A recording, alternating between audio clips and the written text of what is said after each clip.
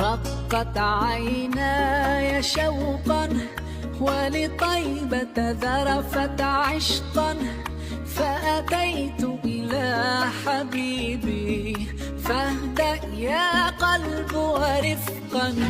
صلي على